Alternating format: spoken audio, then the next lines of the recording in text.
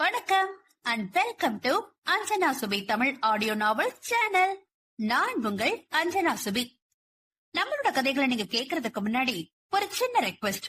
நம்ம சேனலை மறக்காம சப்ஸ்கிரைப் பண்ணிடுங்க. உடனுக்குடனான அப்டேட்ஸ் கிடைக்கிறதுக்கு பெல் பட்டனையும் தட்டி விட்டுருங்க. வீடியோ உங்களுக்கு பிடிச்சிருந்ததுன்னா உங்க ஃப்ரெண்ட்ஸுக்கு கண்டிப்பா ஷேர் பண்ணுங்க. கருத்துக்களையும் கமெண்ட் பாக்ஸ்ல பதிவு பண்ணிடுங்க. நீங்க கொடுக்கிற அந்த ஆதரவு தான் தொடர்ந்து நாங்க ஆடியோ நாவல்கள் வெளியிட ஒரு உத்வேகமா இருக்கும். ஓகே, கதையின் குரலாக நான் உங்கள் ஆர்ஜே நித்யஸ்ரீ. நம்ம கதைகளை பார்க்கலாமா? கருந்துளை 23. அந்த நாளின் கடமையை முடித்துக் கொண்ட வெய்யோன் ஓயாமல் கூச்சலிடும் ஆழிக்குள் முழுக்க போட ஆயத்தமானான். இக்காட்சியை தனது தனித்தீவின் கடற்கரை ஓரம் நின்று பார்த்துக் கொண்டிருந்தான் வாமன். அந்த பெண்மாலை பொழுது அவன் மனத்தில் ஒருவித அலைப்புறுதலை ஏற்படுத்திக் கொண்டிருந்தது. தனது உளவு ஆட்கள் மூலம் புலனாய்வு அதிகாரிகளிடம் பேட்டா மாட்டிக்கொண்டான் என அறிந்ததிலிருந்து பெருத்த மன உளைச்சலுக்கு உள்ளானான்.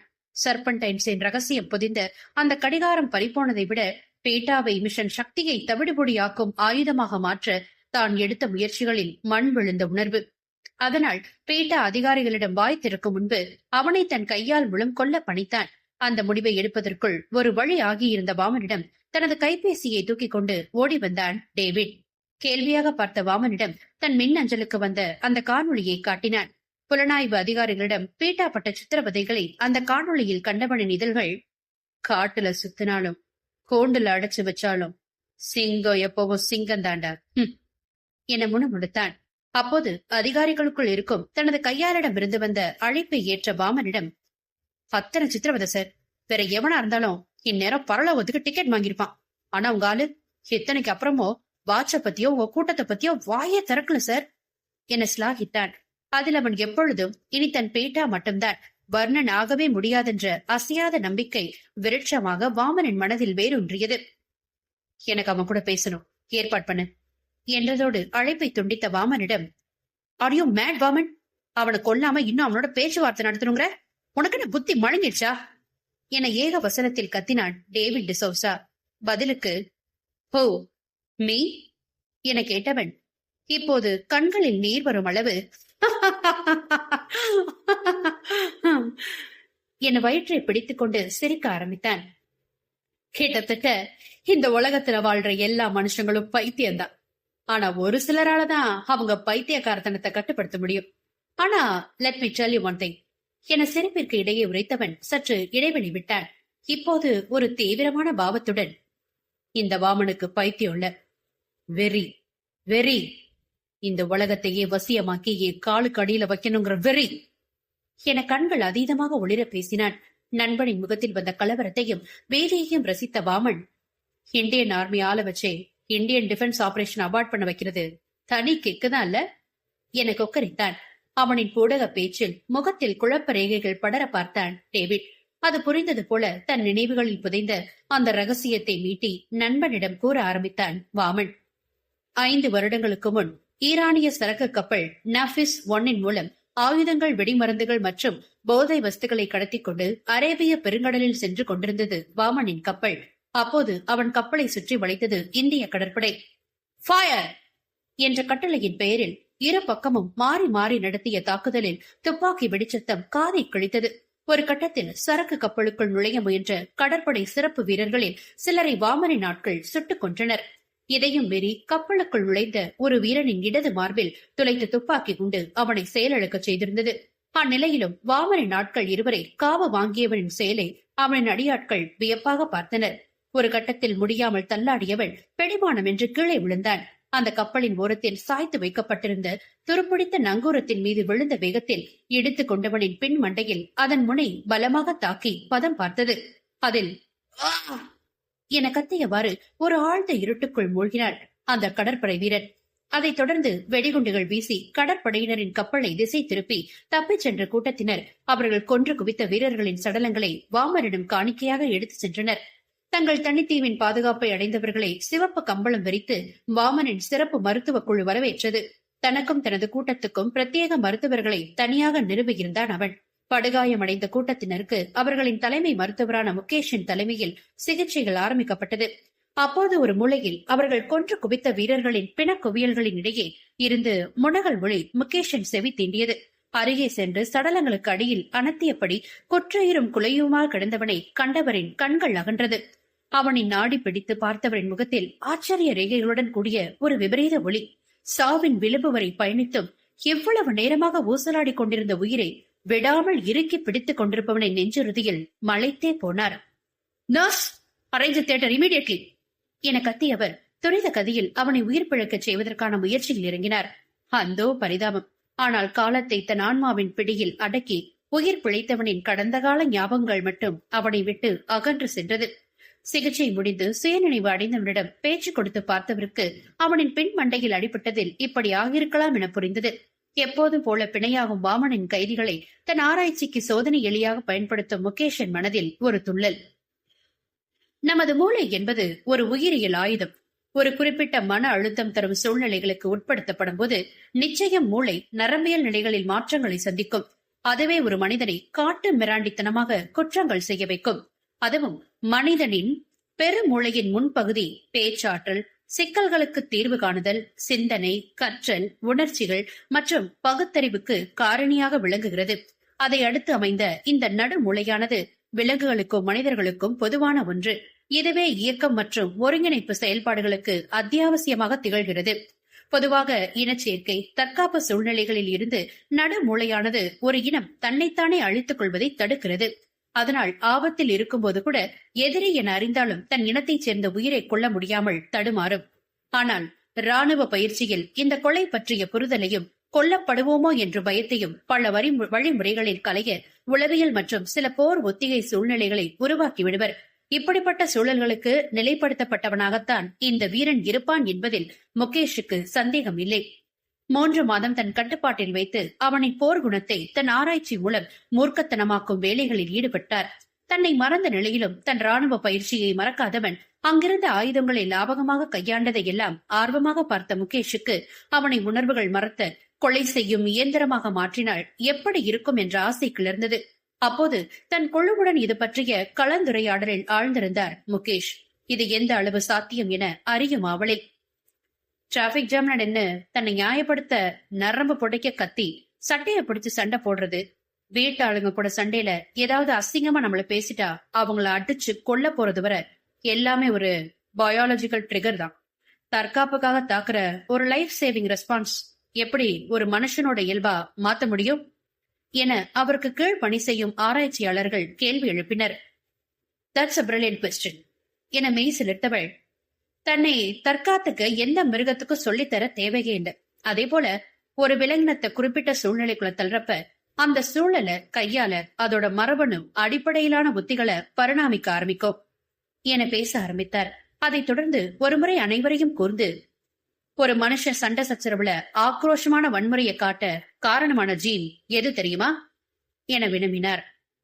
MAOA வாரியர் ஜீன் தானே சார் என அந்த குழுவில் இருந்த ஒருவன் விரிக்கவும் அந்த அறைக்குள் வாமன் நுழையவும் சரியாக இருந்தது. வாமன் வந்தது கூட உணராமல், எக்ஸாக்ட்லி, இந்த ஹைரிஸ்க் ஜீன் கம்மியாவே இல்ல இல்லாமையோ போனாலோ வயலண்ட் பிஹேவியர் தூண்டும்.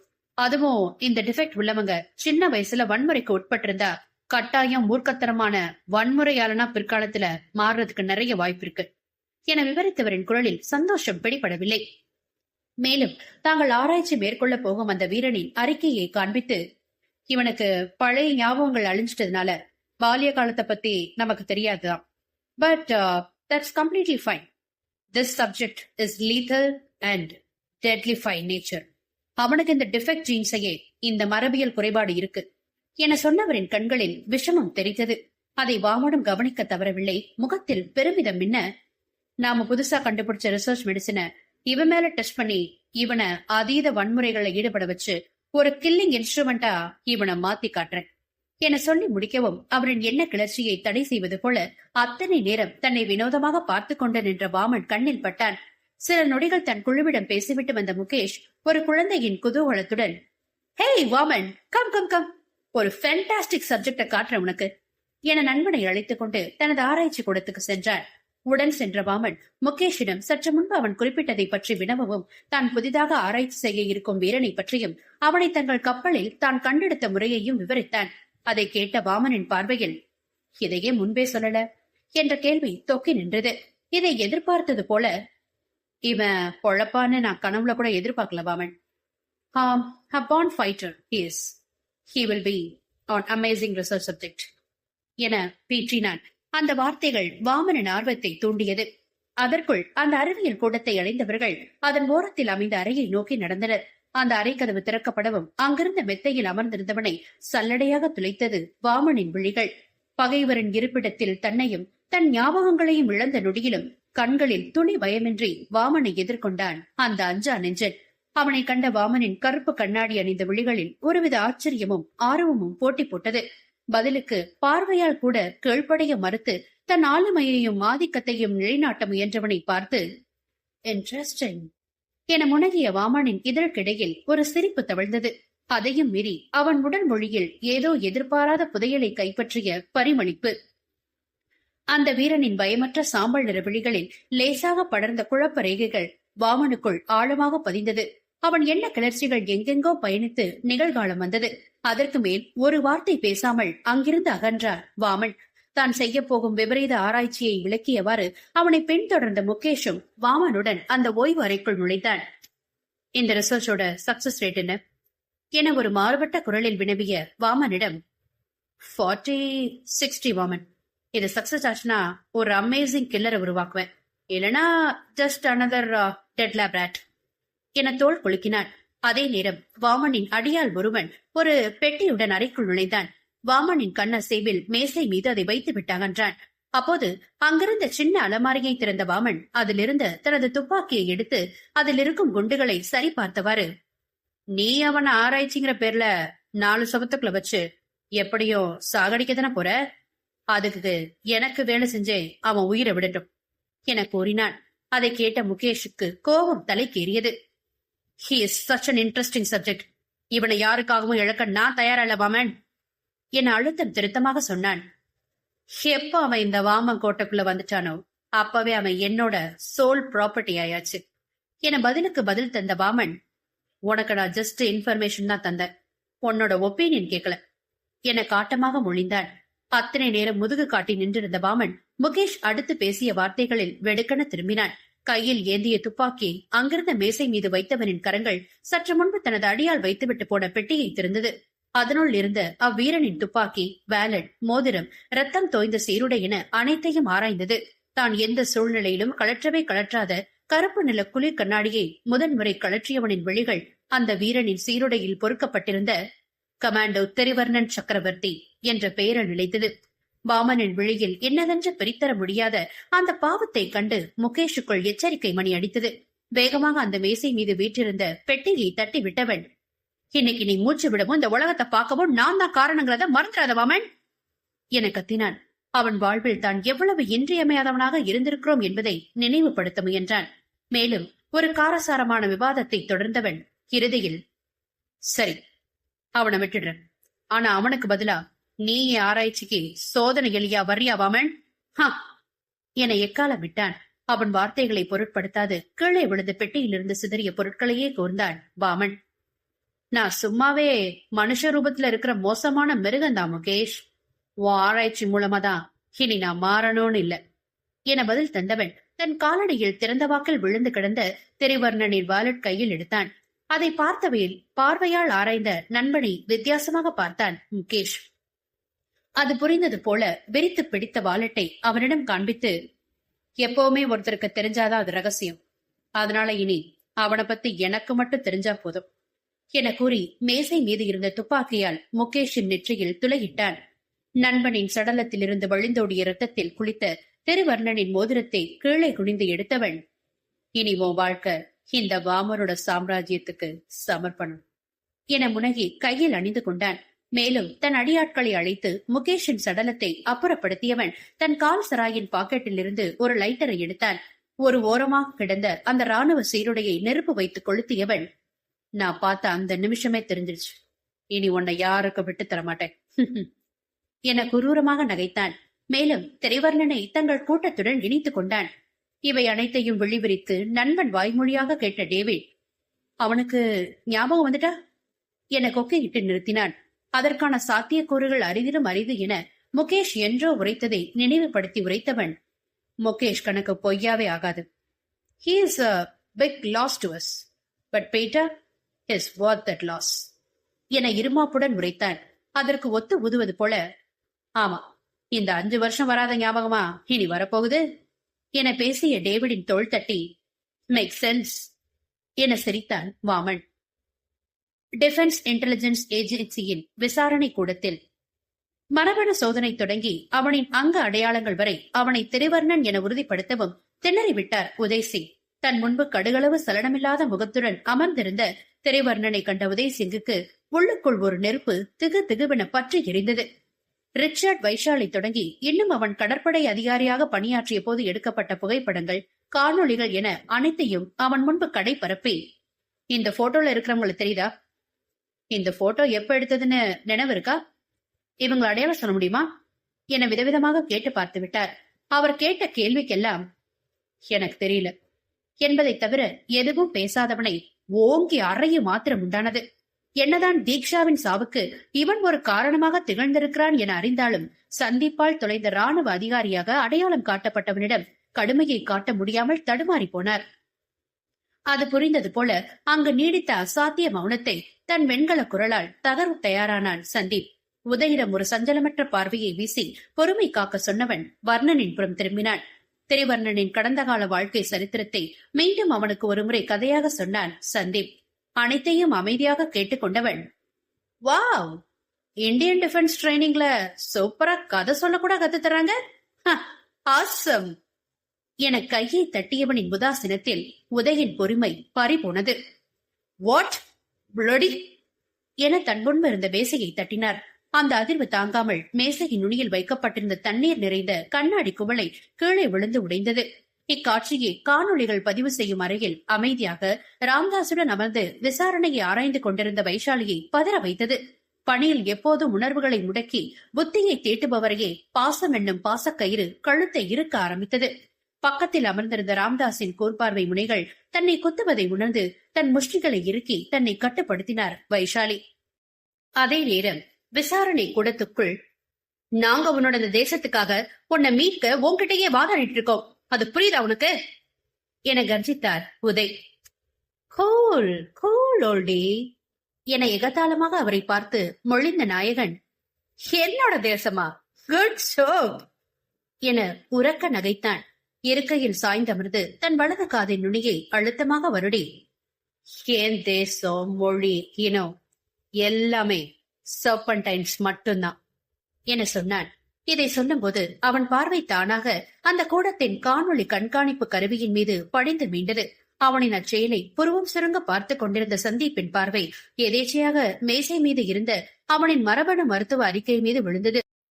உங்க தேசத்தை காப்பாத்தவோ வாமனை பிடிக்கவோ என்ன எமோஷனல் மேனிபுலேஷன் பண்ணி பிரேக் பண்ண பாக்குறீங்க, அதுதான் உண்மை என ஒரு நக்கல் பொதிந்த குரலில் பேசியவனை கண்டு உதயின் ரத்த அழுத்தம் ஏகத்துக்கும் ஏறியது. அப்போது அவரின் கரத்தில் அந்த அறிக்கையை திணித்தான் சந்தீப். கேள்வியாக பார்த்தவரிடம் அறிக்கையில் பட்டியலிடப்பட்ட அங்க அடையாளங்களின் வரிசையில் இருந்த பெண் மண்டையின் பெரிய தழும்பை சுட்டிக்காட்டி இதழசைத்து குரல் எழுப்பாமல் ஏதோ சொன்னான். அது புரிந்தது போல, ஓ மை காட் என்றார் உதய். இவ்விருவரின் பார்வை பரிமாற்றத்தை கண்ணோரம் சுருங்க பார்த்து கொண்டிருந்த வர்ணனின் இதழ்கள் குட் ஜாப் என மெச்சுதலாக பாராட்டியது. அதில் சரியலென அவன் பக்கம் திரும்பிய சந்தீப் பார்வையில் சந்தேகத்தை உமிழ, நல்ல மேக்கப் ஆர்டிஸ்ட் அண்ட் போட்டோகிராஃபர் வச்சு சிஎம் பிஎம் கூட இப்படி போர்ஸ் பண்ணி போட்டோஸ் எடுக்கலாம், அததான் குட் ஜாப்னு சொன்னேன் என தன்னிடம் அவர்கள் நீட்டிய புகைப்படத்தை கேலி பேசினான். அவர்களுக்குள் அந்த அறிக்கை ஒருவித உறுத்தலை விதைக்கவும் அங்கிருந்து அவசரமாக வெளியேறினர். காணொளி அறையில் இருந்து இதை கவனித்த வைஷாலியும், ராம்தாஸ் டேக் சார்ஜ் என உரைத்துவிட்டு அவ்விருவரை நோக்கி விரைந்தார். நீங்க காட்டின ரிப்போர்ட்டை பார்த்ததுக்கு அப்புறம் ஐஎன்எஸ் சுதர்ஷினி கப்பல் விபத்துல திரிவர்ணன் அவனோட நினைவுகளை இழந்திருப்பானோன்னு ஒரு சந்தேகம். அவனோட அந்த நிலைமைய வாமன் ஏன் தனக்கு சாதகமா பயன்படுத்தி இருக்க கூடாது என கேள்வி எழுப்பும் அங்கு வைஷாலி வரவும் சரியாக இருந்தது. ஏன் இவ்வளவு குழப்பிக்கணும்? இவனை கான்பிடென்ஷியலா ஹாஸ்பிடல் கூட்டிட்டு போய் தரோ செக் பண்ணி பாத்துடலாமே என உடனே ஒரு தீர்வை வழங்கினார். அவர்களின் அந்த பேச்சை என்னதான் சந்தீப் ஆதரித்தாலும் அவனின் உள்மனம் தெரிவர்ணனிடம் ஏதோ ஒரு ரகசியம் பொதிந்து கிடப்பதாக அட்டித்து கூறியது. வர்ணனின் தீர்க்கமான பார்வையும் வார்த்தைகளை தேடி தேடி அவன் பயன்படுத்தும் விதமும் அவன் தங்களிடம் எதையோ வெளிப்படுத்த முடியாத இக்கட்டில் இருப்பது போன்ற பிம்பத்தை உண்டு பண்ணியது. எனினும் என்னதென அறியாமல் உறுதி கூற அவன் மனம் ஒப்பவில்லை. எனவே உதயின் கட்டளைப்படி வர்ணனுக்கு முழு மருத்துவ பரிசோதனைக்கு ஏற்பாடு செய்தான். மணி இரவு 11. விசாரணை கூடத்தில் தன் கரத்தை தலைக்கு அணைவாக வைத்து மல்லாந்து படுத்திருந்தான் தெரிவர்ணன். அந்த அறையே இருளில் மூழ்கி நிசப்தத்தை தழுவி இருந்தது. தனது கடத்தல் சாம்ராஜ்யத்தின் ரகசியங்கள் வெளிவராமல் இருக்க வாமன் எந்த எல்லைக்கும் செல்ல துணிவான் என ஆழமாக நம்பினான். எனவே அவனை அவன் வழியில் சென்று வீழ்த்த காய்களை நகர்த்த ஆரம்பித்தான். லதீஷாவிடம் பிடிபட்டதிலிருந்து அனுபவித்த சித்திரவதைகளை தான் தடம் மாறியதற்கான தண்டனைகளாக கொண்டவன் அவளது விசாரணைக்கு மட்டும் ஒத்துழைக்க மறுத்தான். தான் பிடிபட்டதிலிருந்து இத்தனை நாட்கள் வாமன் அமைதி காக்கிறான் என்றால் நிச்சயம் தன்னை கண்காணிக்க ஆள் ஏற்பாடு செய்திருக்கிறான் என ஐயமின்றி நம்பினான் திரிவர்ணன். உதயின் தலையீட்டுக்கு பிறகும் கூட தன்னை கொல்ல முயற்சி நடக்காததில் வாமன் தன்னை முழுதாக நம்புவதை புரிந்த வர்ணனின் முகத்தில் ஒரு வெற்றி களிப்பு. அப்போது அந்த அறையின் 4 மூலைகளிலும் பொருத்தப்பட்டிருந்த சுழலும் கண்காணிப்பு கருவிகள் திடீரென்று வேலை நிறுத்தம் செய்தது. அதை வர்ணன் உணர்வதற்குள் அறையின் இரும்பு கதவு கிரீச்சிட்டு திறந்தது. அதை அவதானித்த வர்ணனின் புலன்கள் ஒரு தாக்குதலுக்கு தயாரானது. ஆனால் அதற்கு அவசியமில்லை என்பது போல் உள்ளே கையில் ஒரு சின்ன கைபேசியுடன் நுழைந்தான் அவள். பாஸ் லைன்ல இருக்காரு, உங்ககிட்ட பேசணுமா? அந்த இருட்டில் கைபேசியின் மங்கிய ஒளியில் தனக்கு முன்பு நின்றிருந்தவனை கண்ட வர்ணனின் புருவங்கள் ஒருமுறை உச்சிக்கு உயர்ந்தது. அவனிடம் அதற்கு மேல் பேச்சை வளர்க்காது அவன் தந்த கைபேசியை காதுக்கு எடுத்துச் சென்றான். இந்த உலகமே சாத்தியமே இல்லைன்னு நான் நினைச்சிட்டு இருந்த ஒரு விஷயத்த நீ எனக்கு தந்திருக்க என செவி தீண்டிய வாமனின் குரலில் வர்ணனின் இதழ்களில் ஒரு கசந்த புன்னகை குடிக்கொண்டது. உன்னோட இந்த விசுவாசத்தாலதான் நான் தலகுப்புற விழுந்து கிடக்கிறேன் என தொடர்ந்தவனின் குரல் லேசாக கமறியதோ என வர்ணன் எண்ணிக்கொண்டிருக்கும் போதே, இந்தியன் ஆர்மி சைக்காலஜிக்கல் இல்யூஷன் உண்டாக்கி உன்னை வளைக்க பார்த்ததா கேள்விப்பட்டேன். But you withstood that the test time and again. இனி வாட்ஸ் யுவர் நெக்ஸ்ட் மூவ் பீட்டா என உற்சாகமாக படபடத்தான். அந்த மகிழ்ச்சி அணைய போகும் தீபத்தின் பிரகாசத்தை ஒத்திருந்தது. அழுந்த ஒருமுறை விழிகளை மூடி திறந்த வர்ணன், மிஷன் சக்தியை முறியடிக்கணும்னா அதுக்கு நான் கொஞ்சம் நடிக்கணும். அந்த நடிப்பை இந்திய ராணுவமே நம்பும்படி இருக்கணும் என்றவனின் குரலில் இருந்து எதையும் வாமனால் கணிக்க முடியவில்லை. சாதாரணமான நேரமாக இருந்திருந்தால் தன் தளபதி மூச்சு சத்தத்துக்கே 1000 காரணத்தை இந்நேரம் கற்பித்திருப்பான். ஆனால் தன் வாழ்நாளில் இதுவரை அனுபவித்திராத எதிர்பார்ப்பற்ற விசுவாசத்தில் திக்கு முக்காடி போயிருந்தான் வாமன். பேச்சை தொடர்ந்த வர்ணன், என எல்லாரும் இறந்த கமாண்டோ திருவர்ணன்னு நினைச்சிட்டு இருக்காங்க. அதை நமக்கு சாதகமாக்கிக்கிறது தான் புத்திசாலித்தனம். இந்திய ராணுவத்தோட இலக்கு நீயோ சர்பன்டைன்ஸோ, நம்மளோட இலக்கு மிஷன் சக்தி என நிறுத்தினான். பதிலுக்கு எதிர்பக்கத்தில் ஒரு பலத்த அமைதி நிலவியது. வாமனை அதிகம் யோசிக்க விடாது, ஒன்ன கொடுத்து ஒன்ன வாங்குற மாதிரி நடிக்கணும், கடைசியில மொத்தமா எல்லாத்தையும் நாமளே எடுத்துக்கலாம் என ஆழம் பார்க்க முயன்றான். நீரஜின் கை கடிகாரத்தில் புதைந்திருக்கும் தங்களது சில கடத்தல் தகவல்களை மட்டும் இந்திய ராணுவத்துக்கு தந்து ஒத்துழைப்பது போல நடித்து அவர்களின் அபிமானத்தை பெற வேண்டும். அதன் மூலம் மிஷன் சக்தியின் பாதுகாப்பு பணியை கைப்பற்றி தங்கள் திட்டத்தை செயல்படுத்தலாம் என யோசனை சொன்னான். அவன் எய்த பிரம்மாஸ்திரம் கச்சிதமாக வாமனை சென்றடைந்தது. நீரஜின் கைபேசியின் கடவுச்சொல்லையும் அதனுள் இருக்கும் சில கடத்தல் தகவல்களின் தனிப்பட்ட கடவுச்சொல்லையும் தந்திரமாக பேசி கைப்பற்றினான். இறுதியாக நீரஜோட வாட்ச் என வாயெடுத்த வாமனிடம், அது இருக்க வேண்டிய இடத்துல பத்திரமா இருக்கு என முடித்துக் கொண்டான். பதிலுக்கு, சரி, எந்த உதவினாலும் நம்மாளுதான் அவன்கிட்ட கேளு என்றதோடு தொடர்பை துண்டித்தாள். இவர்களின் உரையாடலை அந்த இருட்டில் அமைதியின் திருவுருவமாய் கேட்டுக் கொண்டிருந்தவனிடம் கைபேசியை திருப்பி தந்த வர்ணன் வாமனுடனான அவனது தொடர்பு குறித்து கேட்டறிந்தான். பேச்சு அப்படியே தீஷா மற்றும் பிரவீன் பக்கம் நகர்ந்தது.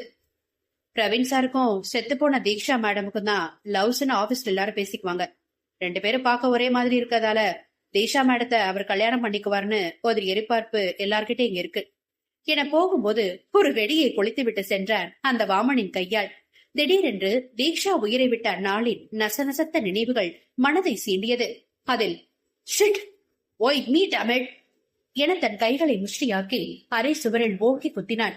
கண்முன் தன் வாழ்வு ஏதோ நரகத்தின் நகலானது போல வளைய வந்த பிரவீனின் முகம் வந்து போனது. அதன் பிறகு தன் மனசாட்சி கேட்ட கேள்விகளுக்கு பதிலளிக்க முடியாமல் திண்டாடி ஒரு மாதிரி நடுநிசைக்கு பிறகு தூக்கத்தை தழுவினார் திரிவர்ணன் சக்கரவர்த்தி. அடுத்த நாள் வர்ணனை மருத்துவமனைக்கு பரிசோதனைக்கு அழைத்து செல்ல சகல ஏற்பாடுகளும் செய்யப்பட்டது. விசாரணை கூடத்தில் சிறை வைக்கப்பட்டிருந்தபடி காண ராம்தாசுடன் வந்தார் உதய்சிங். மீண்டும் வாமனின் சாமராஜ்யத்தை பற்றி கேள்வி மேல் கேள்வி கேட்டு அவன் வாயை பிடுங்க ஆரம்பித்த உதயிடம், நான் வாமனோட கடத்தல் சாம்ராஜ்யத்தோட சம்பந்தப்பட்ட பெனாமிகளை காட்டி தந்தா பதிலுக்கு எனக்கு என்ன தருவீங்க என பேரம் பேசினான். எதுவாக இருந்தாலும் அவனை வாய் திறக்கட்டும் என்றெண்ணிய உதய், என்கிட்ட என்ன எதிர்பார்க்கிற என்றார். கடந்த 5 வருஷம் நான் சர்வதேச அளவுல பண்ணதெல்லாம் அண்டர் கவர் ஆபரேஷனா மாத்தி விசாரணை கமிஷன் வச்சு என்ன மறுபடியும் கமாண்ட் ஆகணும் என சர்வசாதாரணமாக ஒரு இடியை இறக்கினான். அதை கேட்டுக் கொண்டிருந்த உதைக்கு பகீர் என்றானது.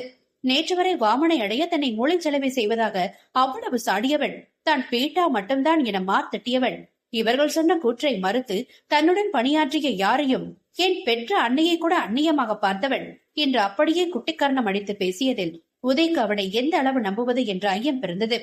அவரது ஐயத்தையே அங்கு வந்து சந்தீப்பின் பார்வையும் பிரதிபலிக்க தொண்டையை கடைத்துக் கொண்டு, அப்போ நீரஜோட வாட்ச எங்க கிட்ட ஹேண்ட் ஓவர் செய்யறதுல உங்களுக்கு எந்த பிரச்சனையும் இருக்காதுன்னு தான் நினைக்கிறேன் என தீஷா தன் தகவலை கொண்டு அவனுக்கு தூண்டில் வீசினார்.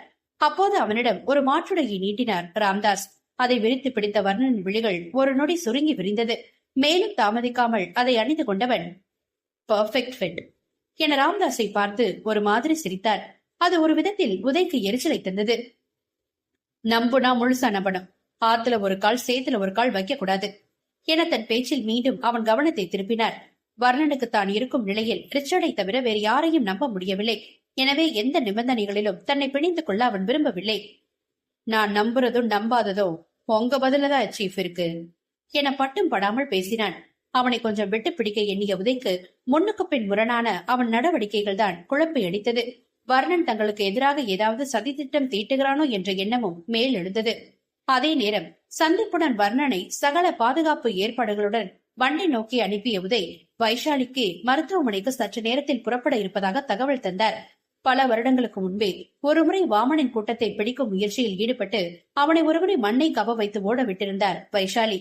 என்னதான் மகன் இக்கட்டான சூழ்நிலையில் சிக்கி இருந்தாலும் தேசத்தின் நலன் காக்கவும் இச்சூழ்நிலையின் மைய புள்ளியை நெருங்கவும் துணை நிற்பார் என்ற உதயின் நம்பிக்கையே வைஷாலிக்கு தகவல் பகிர காரணமானது. வண்டியில் ஏறும் முன்பு வர்ணனிடம் சில குறிப்பு நெறிமுறைகளை, அதாவது புரோட்டோகால் செயலாற்றும் விதமாக கோபம் ஒன்றை நீட்டி கையொப்பம் பெறும் பணியில் ஈடுபட்டார் சந்தீப். கையொப்பம் விட்ட ஆவணத்தை தரும்போது கண் சமிக்கையில் அதை திரும்பி பார்க்க சொன்னார் வர்ணன். அறிக்கையின் பின்பக்கம் எழுதியிருந்த செய்தியில் சந்தீப்பின் விழிகள் அகண்டது. அவர் ஏதோ பேச வருவதற்குள் என தன் எதிர் மீது ஆள்காட்டி விரலை வைத்து தன் சட்டையை கண் காட்டினான். அதில் சந்தீப்பின் வார்த்தைகள் அவரின் தொண்டைக்குள்ளேயே சிறை வைக்கப்பட்டது. இவர்களின் சம்பாஷணைகள் கிளம்பலாமா என கேட்டவாறு வந்த உதய்சிங் மற்றும் ராம்தாஸின் வரவாள் தற்காலிகமாக முடிவுக்கு வந்தது. அச்சமயம் விடாமல் அடித்த தனது கைபேசியுடன், ஒரு நிமிஷம் சீஃப் என ஒதுங்கிய சந்தீப் சில நிமிடங்களில் திரும்பி வந்தார். முக்கியமான வேலை வந்துருச்சு, முடிச்சுட்டு வந்துடுறேன், நீங்க புறப்படுங்க என அவசரமாக பேசினான். உதய்சிங்கும் புரிந்து கொண்டு, make it on time young man என அவனின் தோள் தட்டி விடை பெற்றார். மருத்துவமனைக்கு செல்லும்படி பணித்த உதய்சிங்கின் கட்டளையில் ஓட்டுநர் இருக்கையில் அமர்ந்திருந்த ராமதாஸின் கரங்கள் லேசாக நடுக்கம் கண்டது. அதை சமாளித்துக் கொண்டு வண்டியை இயக்கியவனின் இதழ்களில் ஒரு அலட்சிய புன்னகை. வழி நெடுகிலும் உதயின் மனம் எவ்வளவுதான் இவன் தங்களுக்கு உபகாரமாக இருப்பான் என்ற கேள்வியில் உழன்றது. அதே நேரம் ராம்தாஸ் தொடங்கி உதய் வரை அனைவரின் முகபாவனங்களை கண்டும் காணாது பார்த்து கொண்டிருந்த வர்ணனின் கண்களில் ஒரு எதிர்பார்ப்பு. அதை பொய்யாக்காமல் அவர்களுக்கு முன்பு தனது ஜீப்பில் சாய்ந்தவாறு மருத்துவமனை வாகன நிறுத்தத்தில் கையில் சூடான காஃபி கப்புகளுடன் காத்திருந்தார் சந்தீப். என்ன சந்தீப், வேலை முடிஞ்சுதா என கேட்டவாறு வந்தவர்களிடம் வாங்கி வைத்திருந்த ஆவி பறக்கும் காஃபி கப்பை திணித்தவன், எப்பதான் சார் வந்த என்றான். சூடான அந்த பானத்தை அவ்விருவரும் ருசிக்க ஆரம்பிக்கவும் அப்போதுதான் ஞாபகம் வந்தவனாக, சார் ஒரு சின்ன உதவி, ரிச்சர்ட் சார் ஒரு ஃபைல் கேட்டிருந்தாரு, கொடுக்க மறந்துட்டேன், நீங்க தப்பா நினைக்கலனா கொஞ்சம் ராம்தாஸ் மூலமா இதை சேர்த்திட முடியுமா என நயமாக உதவி கோரினார். அச்சமயம் வண்டியை நிறுத்திவிட்டு வந்த ராம்தாஸிடம் அந்த பணியை தரவும் அவனிடமும் ஒரு காஃபியை நீட்டினான் சந்தீப். ஃபைலுக்கு காஃபி லஞ்சமா என கிண்டல் செய்த உதயிடம், சாதாரண காஃபிக்கு மயங்குற ஆளா நம்ம ராமதாஸ்? ஏரா, நான் சொல்றது சரிதானே என ஒரு மாதிரி துணியில் கேட்டான் சந்தீப். அது புரியாது. ஆமா சார், கரெக்ட் கரெக்ட் என்றவனிடம், முக்கியமான ஃபைல் ராம், அதனால வெயிட் பண்ணி சார் கிட்ட கொடுத்துருவாங்க என்ன சற்று அழுத்தி சொன்னான். பதிலுக்கு, ஒரு காஃபிக்கு 9 மணி நேரம் வேலை சொல்றானே என எரிச்சலானார் ராம்தாஸ். அந்த கோப்புதனை ராமிடம் நீட்டும் போது தெரியாமல் பக்கத்தில் நின்ற வர்ணனின் காஃபியை தட்டி விட்டிருந்தான் சந்தீப். அது பேப்பர் கப்பில் இருந்து கொதிக்கும் காஃபி வர்ணனின் சட்டை முழுவதும் அபிஷேகமானது. ஐயோ, ரியலி சாரி வர்ணா, தெரியாம கொட்டிடுச்சு என மன்னிப்பு கேட்ட சந்தீப் வர்ணனின் அடுத்த செயலை அவதானித்துக் கொண்டு திருவென விழித்த ராம்தாஸிடம், நீங்க கிளம்புங்க ராம், ரிச்சர்ட் சார் இப்பவே 3 வாட்டி கூப்பிட்டாரு என தன் கைபேசியை காட்டி அவசரப்படுத்தினான். கொஞ்சம் தயங்கினாலும் கோப்புடன் காப்பியை ருசித்தவாறு தலையாட்டி அங்கிருந்து விடை பெற்றான் ராம்தாஸ். அவன் தலை மறைந்ததும், எப்பவும் எமர்ஜென்சிக்கு ஜீப்ல ஒரு செட்டு டிரெஸ் வச்சிருப்பேன், இருக்கான்னு பாக்குறேன் என தன் வண்டியிலிருந்து ஒரு பையை எடுத்து வர்ணனிடம் திணித்தான் சந்தீப். சந்தீப் அந்த சட்டையை வாங்கியவன், அன்எக்ஸ்பெக்டட் சிச்சுவேஷன் என கண் சிமிட்டினான். அதை உடுத்தியவன் பழைய சட்டையை கழற்றி குப்பை தொட்டியில் வீசினான். பின்னர் மூவரும் இணைந்து மருத்துவமனைக்குள் நுழைந்தனர். தவறு நடந்துவிடுமோ என்ற அச்சத்துக்கும் எது வந்தாலும் துணிந்து எதிர்கொள்வோம் என்ற நெஞ்சுறுதிக்கும் இடையே இருப்பது ஒரு மெல்லிய கோடுதான். கடந்த 5 வருடங்களாக இந்த மெல்லிய கோட்டின் இரு பக்கத்திலும் சறுக்கி விளையாடியவன் ஒரு திடமான முடிவெடுத்திருந்தான். ஆனால் அதை செயலாற்றுவது அவ்வளவு சுலபமா என்ன? கருந்துளை ஈர்க்கும். என்ன ஃப்ரெண்ட்ஸ், கதையை கேட்டீங்களா?